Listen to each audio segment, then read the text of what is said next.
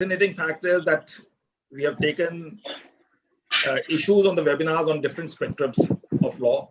And it only shows the versatility of ma'am to take the issues. And I was just sharing with her that the previous webinar which we had, it's already touched 5,000 views on the YouTube. So it's a tremendous hit on the part of evidence. And today, when we requested her that kindly give the insights on the fundamental of contracts, which people would always like to understand, not only as a lawyer, student, or judicial officers, but in common life also. What is the offer, acceptance, and what the contract would be? And there are large principles within the itself, which one wants to understand. In fact, there are certain sections which itself becomes a dominant factor when the judgment is adjudicated. Just simplicity like section 23, as to whether if you have even given a consent, but it is contrary to law, how to go about it. Doctrine of estoppel, so much so.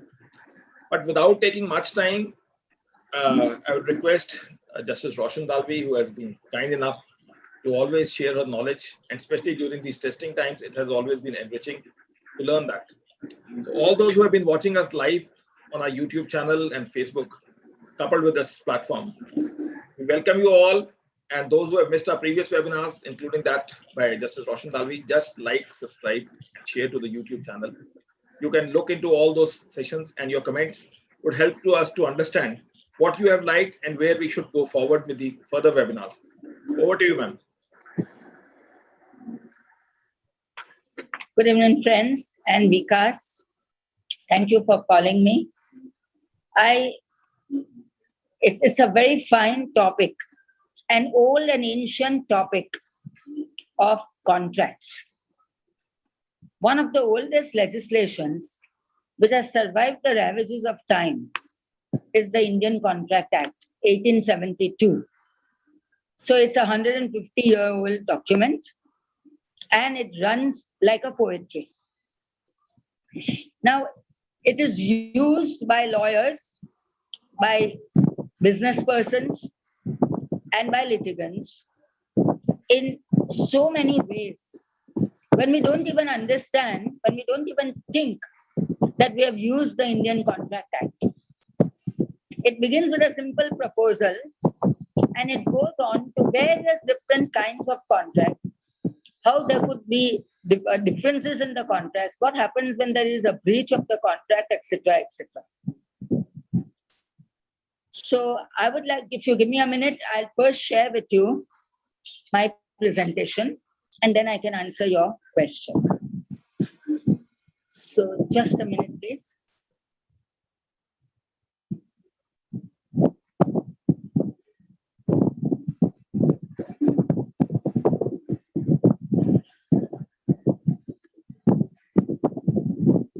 Okay, I hope you've got it. The fundamentals of the contracts. It begins with how we have an agreement. A contract is an agreement, but an agreement is not a contract. An agreement is a promise. The offer, that is the proposal or of the promiser, and the acceptance makes a whole promise. So the promise is an accepted proposal.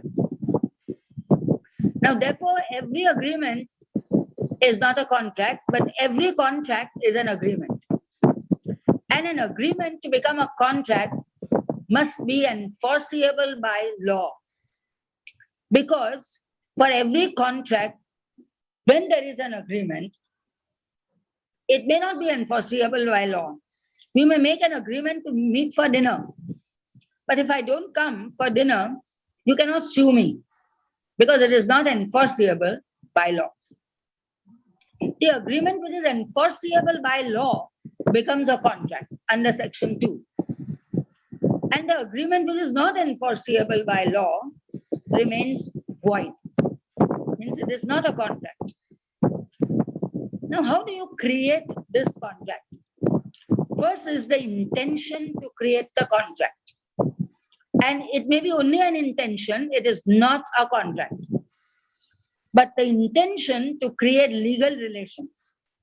to create legal obligations and legal consequences would make a legal contract, which is enforceable by law and for which you can come to court if there is a breach. Now, this intention to contract is not to regulate social relations. So as I gave you the example of coming for dinner, and there are umpteen others, where there are social relations, there are agreements. These agreements may be morally upheld, but it cannot be legally enforced. There may be domestic obligations, like an obligation of a wife or an obligation of a parent, but they don't make a contract in law. So unless there is another law which will enforce those domestic obligations, the mere obligations will not be enforceable by law. Now, when does an agreement become a contract? Under Section 10 of the Contract Act, when it is for a consideration, every contract has to have some consideration. Consideration may be past, present, or future. Consideration may be in cash or in kind. Consideration may also be in forbearance. That is, you don't do a certain thing. Every little thing makes a consideration. But if you call upon a party to do a particular thing without giving that party anything back in return, it is without consideration. And if that party backs out of that agreement, that contract cannot be enforced for want of consideration. Consideration is the backbone of a contract once a contract is made. Now, when an agreement becomes a contract for consideration, by whom does it become? It becomes by parties competent to contract. Who are parties competent to contract? Under Section 11, a minor is not competent to contract. So a minor cannot sign a check. A minor cannot enforce anything in his cooperative society or in his building. A minor cannot demand anything. A minor's contract of marriage also, the minor cannot avoid. When he becomes she generally becomes a major, she can avoid the contract, which becomes voidable. So these are parties competent to contract. And aside from a minor, an insolvent, a person of unsound mind, etc., with whom we are not very much concerned under Section 12, cannot contract. All other parties can contract. They don't have to be only citizens, they can be even foreigners. And they can contract with us. And that is how we have international contracts or bilateral contracts. Now, these parties must contract with their free consent. It is like democracy in law. There must be consent. You cannot enforce it unless the other party has consented. And what is consent if it is not free? So it should be free consent. Consent without any of the other aspersions cast upon the consent, which makes it voidable, which we will come to presently. Then this must be for a lawful object. Because if it is for an unlawful object, it cannot be enforced by law, because it will be an illegal contract. Now, what is not expressly declared to be void can be a lawful contract. Therefore, the Contract Act sets out what would be voidable and what would be void. Voidable is to avoid the contract by the party who is aggrieved by the contract because of certain circumstances. Voidability is ipso facto there in the contract, by which the contract is voided. And therefore, the legislation lays down which are the kinds of contracts which are void. So we'll go to each of these examples of voidable and void contracts. But before that, what are the contents of the contract? An offer and an acceptance. When the offer is accepted, it becomes a promise. And a promise which is enforced by law is a contract. So which are the types of offers that we are dealing with? One is oral. So often business persons just pick up the phone and talk on the phone. So often persons grant loans, etc., orally and say how they will be returned. And these contracts are not only enforceable, but they are actually followed by the parties, because much will turn upon the relationships of the parties if they are not followed. Then there are, of course, written contracts, which lawyers would always advise their clients to have, so that it becomes a written document, which then excludes the oral agreement. So nothing more than a written contract would then be seen. And these are generally the contracts which we have in our day-to-day life. For example, construction contracts, contracts of tenancies, license, contracts of sale of properties, mortgages, leases, etc. So all these are written. And under the Transfer of Property Act, any contract of a property more than 100 rupees has to be in writing, must be signed by both the parties. And certain of these contracts must be witnessed by two witnesses, which is of course separate and not under the Contract Act. Then under the Contract Act, we have also an implied contract. So when there are parties in a relationship which can be enforced by law, one party says there was a contract and another party says, no, there was no contract because, let us say, there was no consideration, or because the acceptance was not unconditional or whatever. The court would have to see whether the parties by their act impliedly thought and acted that there was a contract. So by just the mere averment that there was a contract, whatever type, and then showing by evidence that it could be implied, because these are our acts. Contracts have been implied and they have been enforced by law. Then quite often we have mixed contracts, which is partly oral and partly written. So when there is a written part of the contract, if there is an oral contract which took place at that time, which is not contrary to the written contract, it can be merged into a written contract. But if there is anything contrary to the written contract under Section 91 of the Evidence Act, it would stand excluded. Now these offers are of different types: general offers and particular offers. As you would expect from the words, general offers are made to the population at large, you can say, to the world at large. Anyone can come and accept that offer. There are many such offers today in business contracts.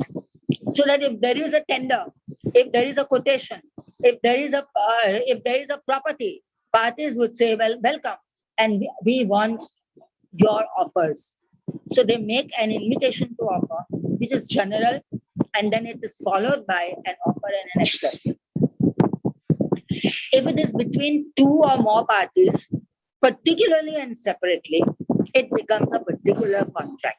It may be bilateral because there are agreement between two parties. It may be tripartite, or it may even be multi-party when there are confirming parties in a document. And all those parties get bound by that written contract. So the legal consequences of all are the same. If there is an offer and an acceptance which makes a binding contract. So we go to the first stage.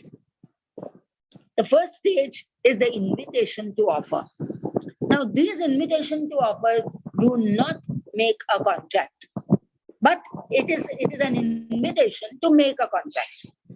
When there are goods in a shop, a shopkeeper is not liable to sell the goods. The shopkeeper may say, I don't want to sell it to you. It is only an invitation to offer, so that when a person comes into the shop and makes an offer to buy and shows the consideration, the shop owner will then accept the offer and sell. And when both parties have done that and they draw up an invoice, the contract is complete. And if the goods have to be sold, the goods will be sold by mere delivery as under the Sale of Goods Act. And afterwards, if the goods have to be sold and not at that time, it will have to be thereafter delivered under a delivery challan. So the invoice and the delivery challan would make a contract, not the display of goods.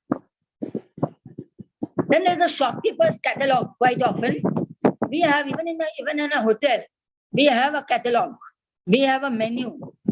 It doesn't make any contract. They can change the menu, but when after reading the menu, after reading the catalog, somebody makes an offer pursuant to the catalog and it is accepted, it becomes a contract. Quotation of prices or terms. When there are quotations made, these are invitations, and it is always written at the end of the quotation that it will not form a contract, and therefore it is then followed by a work order. So if there are change of circumstances, the quotation gets changed. But once there is a work order, it becomes a binding contract. And the statement of the lowest price is generally not given, that this will be the lowest price. But the MRP on a particular goods which is sold under the law relating to essential commodities would make it the contract at that price afterwards. Then mere statement of an intention, that somebody would say, I want to sell my property, puts up a board on his land. This property is for sale. It doesn't mean that he will sell it to the person who wants to buy it. He may not sell it. It is merely a statement of his intention to sell, which he may or may not agree upon when he gets an offer. And once he accepts the offer, it becomes a binding contract, and then there is a written agreement. Now, general words to excite offers means as in publicity